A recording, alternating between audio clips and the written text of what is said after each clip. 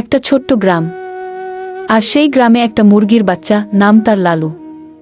ছোট হলেও তার সাহস ছিল পাহাড়ের মতো। একদিন সেই গ্রামে হইচি, 3 বছরের ছোট্ট রাহুল হারিয়ে গেছে। সবাই খুঁজে হাল ছেড়ে দিচ্ছে, ঠিক তখনই লালু নেয় এক অদ্ভুত সিদ্ধান্ত, সে একাই রাহুলকে খুঁজে বের করবে। জঙ্গল পেরিয়ে লালু পৌঁছে যায় গভীর বনের ভিতরে। হঠাৎ দেখতে পায় একটি বিশাল সাপ রাহুলকে জড়িয়ে ধরে গিলে ফেলতে চলেছে। চারদিকে নীরবতা, চোখে শুধুই ভয়। কিন্তু না, লালু ভয় পায় না।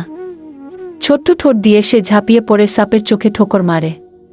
সাপটা ছটফট করতে থাকে, আর তখনই রাহুল সুযোগ পেয়ে নিজেকে ছাড়িয়ে নেয়।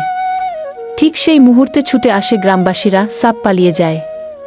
সবাই বিস্ময়ে দেখে একটি ছোট মুরগির বাচ্চা একটি শিশুকে বাঁচিয়েছে। বন্ধুরা, যদি সাহসী লালুর এই গল্পটা ভালো লেগে থাকে তাহলে লাইক করো, কমেন্ট করো, শেয়ার করো।